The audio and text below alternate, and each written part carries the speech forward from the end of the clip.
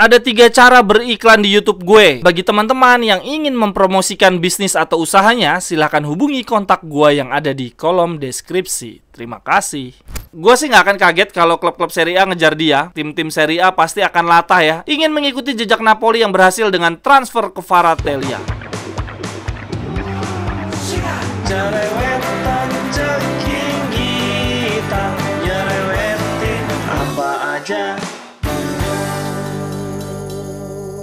Teman-teman yang sedang kalian saksikan saat ini adalah Cerewetin Serie A. Apa kabar teman-teman tifosi semuanya? Semoga dalam keadaan sehat.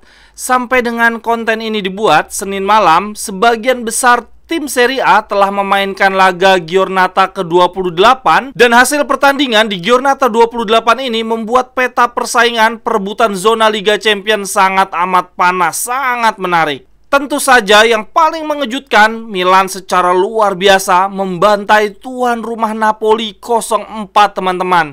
Berarti sejauh ini cuma ada 2 tim yang bisa mengalahkan Napoli dan dua-duanya berasal dari kota Milano, yaitu Inter dan Milan. Oh ya teman-teman, suka atau nggak suka kita kepada Pioli, kita harus mengakui bahwa musim ini dia amat sangat gokil. Milan berulang kali jatuh tetapi tetap bisa bangkit lagi. Dan letak kuncinya adalah keberanian serta kreativitas dari Pioli. Dia 2 kali mengubah formasi Milan di saat yang tepat. Yang pertama, dia mengubah formasi Milan bermain dengan 3 back dan akhirnya mampu mengalahkan Atalanta dan Tottenham Hotspur.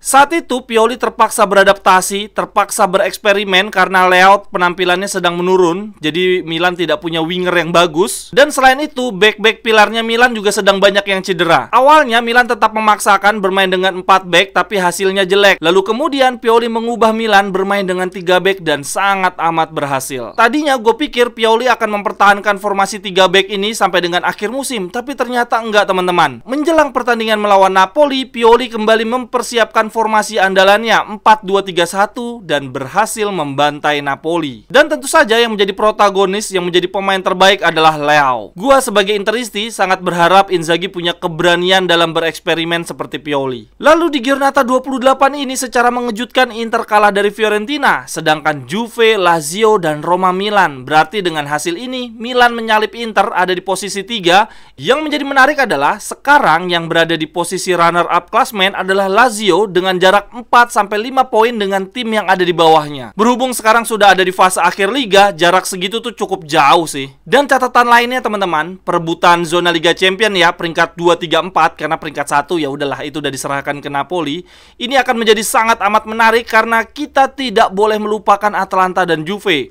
Atalanta saat ini cuma berjarak 2 poin dari Inter, sementara Juve cuma berjarak 7 poin dari Inter. Padahal poinnya Juve udah dikurangi 15 poin, tapi sekarang cuma berjarak 7 poin teman-teman. Gokil banget. Dan lagi-lagi harus gue tekankan ya teman-teman, di pertengahan April ini Juventus akan melakukan banding, akan ada sidang banding Juventus. Kalau banding mereka diterima, artinya 15 poin mereka dikembalikan. Wah, itu posisi klasemen berarti Napoli, Juventus, Lazio, dan Milan. Inter dan Roma ada di luar zona Liga Champions. Selain mau update klasemen dan hasil akhir pertandingan Giornata 28 di Cerewetin Serie A hari ini, gue mau update beberapa berita menarik lainnya.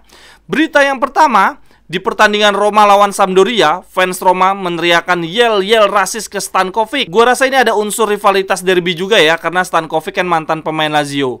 Nah, ketika mendengar hal ini, dengan luar biasanya, dengan gentlenya, Mourinho memberikan gestur ke tifosi Roma, berhenti meneriakan yel-yel rasis ke Stankovic. Setelah selesai pertandingan, Mourinho bilang begini, "Saya lakukan ini untuk teman baik saya yang juga merupakan orang yang hebat.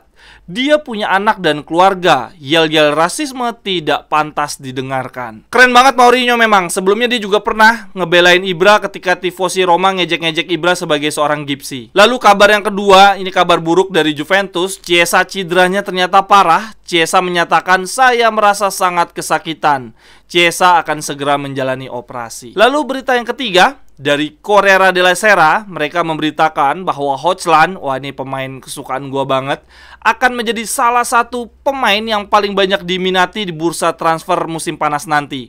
Beberapa klub mengincar dia, dari Juventus, Napoli, lalu juga ada tim-tim dari Liga Inggris seperti Newcastle, Arsenal, dan Manchester United. Atlanta sendiri mematok harga Højlund dengan harga 50 juta. Wah, harga segitu mah bagi Juve dan Napoli terhitung gede, tapi bagi Arsenal, Newcastle, United, aduh itu mah receh banget. Kayaknya musim depan dia akan main di Liga Inggris. Lalu berita yang keempat masih dari bursa transfer, tapi kali ini diberitakan oleh La Gazzetta dello Sport. Sepertinya Serie A akan kedatangan calon pemain sayap kiri hebat lagi nih. Setelah musim ini kita kedatangan Kvaratskhelia, lalu Serie A juga sebetulnya masih punya Leao. Nah, musim depan Lazio mengincar Jesper Klarsson, pemain asal Swedia berusia 24 tahun yang sekarang membela AZ Alkmaar, tim yang mengalahkan Lazio di Conference League kemarin. Klarsson sendiri dibanderol dengan harga 20 juta oleh AZ Alkmaar. Di musim ini dia sudah bermain 28 kali, cetak 10 gol, 8 assist, luar biasa. Lebih kerennya lagi musim lalu, sebagai pemain sayap, dia main 46 kali. Gokil, banyak banget, 66 kali. Cetak 19 gol dan 15 assist, teman-teman. Pemain sayap memang luar biasa banget. Gue sih nggak akan kaget kalau klub-klub Serie A ngejar dia. Tim-tim Serie A pasti akan latah ya, ingin mengikuti jejak Napoli yang berhasil dengan transfer ke Kvaratskhelia. Lalu berita yang kelima, menurut Gazzetta dello Sport, Niccolò Fagioli, pemain Juve, adalah sebenar-benarnya penerus Pirlo.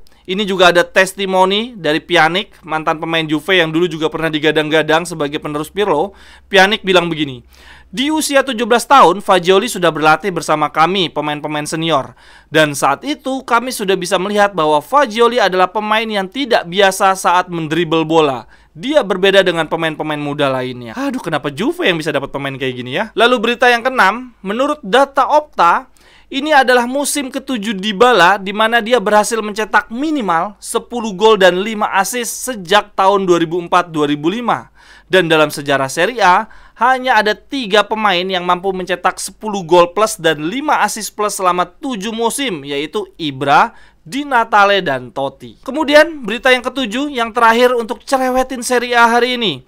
Kvaratskhelia berhasil menyabet gelar pemain terbaik Serie A selama 3 bulan berturut-turut, yaitu bulan Januari, Februari, dan yang sekarang bulan Maret. Berarti di tahun 2023 ini Kvaratskhelia berhasil menyapu bersih pemain terbaik. Sekian dulu untuk cerewetin Serie A hari ini, teman-teman. Silahkan pendapatnya dari berita-berita yang gue bacain tadi. Atau teman-teman punya informasi menarik apa nih dari klub-klub kesayangan teman-teman. Sampai ketemu di cerewetan-cerewetan berikutnya. Bye-bye, thank you. Cerewet.